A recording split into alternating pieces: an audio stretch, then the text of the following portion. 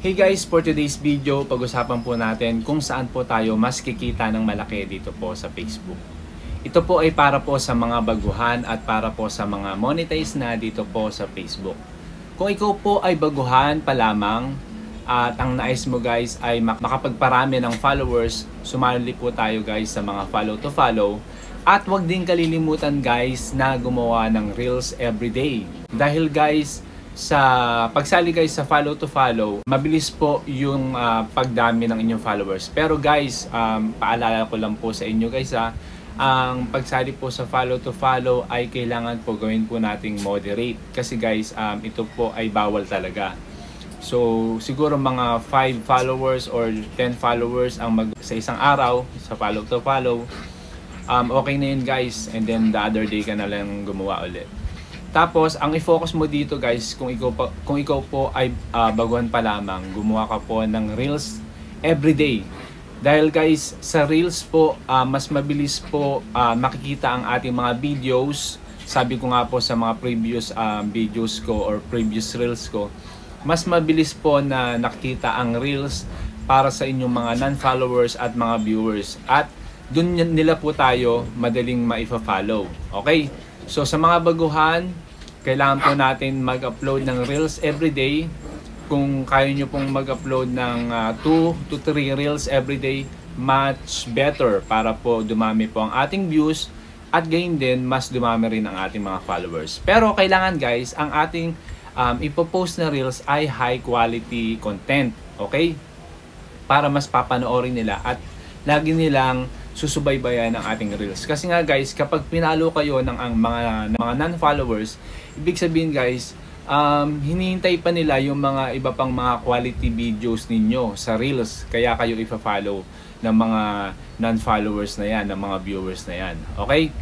So, kung kayo naman po ay umabot na sa 1,000 followers, simulan nyo na guys gumawa ng mga long form videos. Para dito guys, maabot naman natin yung tinatawag na 60,000 minutes views.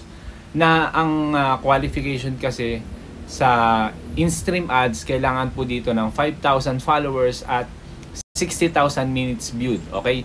So gumawa po tayo ng long form videos para kahit konti lang guys ang nanonood sa mga long form videos natin, okay lang yan. At least everyday meron po tayong na-upload na long form videos. Kapag naipon yan guys, mabilis na yan makuha yung 60,000 minutes viewed.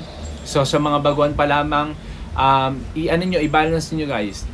Gawin ninyong 2 to 3 reels everyday at isang long form videos per day sa mga baguhan.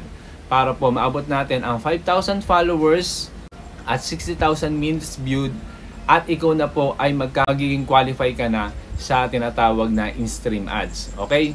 Now, ang benefits din guys ng paggawa ng Reels kasi ay yung para ma-invite tayo ni Meta. Kapag marami pong viewers ang ating mga Reels, makikita po dito ni Meta na effective ang Reels sa atin. So, ang gagawin ni Meta sa atin ay iimbitahan tayo sa ads on Reels kahit wala ka pa pong 1,000 followers. Yun ang benefits po ng Reels. Okay? Ngayon guys, pag-usapan po natin ngayon guys yung tinatawag na kitaan dito po sa Facebook. Mas malaki po ang kitaan po sa in-stream ads or tinatawag na long form videos compare sa Reels. Kumpara natin guys, ang 1 million views ng Reels, hindi po aabot yan ng $100 kung kayo po ay monetize na or meron na po kayong ads on Reels. Ang viewers po na 1 million views sa in-stream ads, kapag po umabot yan ng 1 million views, makakapag-generate po kayo dyan ng $200 agad. Bakit? Sa Reels ay maliit po ang kitaan dyan kasi po banner lang po yung ginagamit nilang ads sa Reels compare po sa in-stream ads na video po ang lumalabas na mga advertisement sa in-stream ads. So ganun din guys, katulad din po sa YouTube. Mas malaki po ang kitaan sa paggawa ng long form videos sa YouTube compare sa shorts video. Although guys, ang shorts video ay pwede ka pong mag-generate ng income dyan pero maliit lang. Okay? Pero kung titingnan nyo guys, kapag pinag-compare nyo, kapag konti lang ang nanonood sa inyong long form videos at mas marami yung Reels, mas malaki guys yung kita po sa Reels kasi nga mas maraming views ang ang nag-generate ni Reels compare po sa in-stream ads. So ano po ang gagawin natin guys? Kailangan po natin guys mag-upload ng maraming long form videos every day. So dahil hindi po natin alam kung kailan po ito magte-trending. So once na mag-trending po ang long form videos, boom! Kapag yan ay umabot ng 1 million views, 200 agad ang ating ma-generate na income kapag po tayo ay monetize na dito po sa Facebook. So kung kayo po ay monetize na, huwag po tayong magfo-focus sa Reels dahil po maliit lamang guys ang kitaan sa Reels compare po sa long form videos. Okay?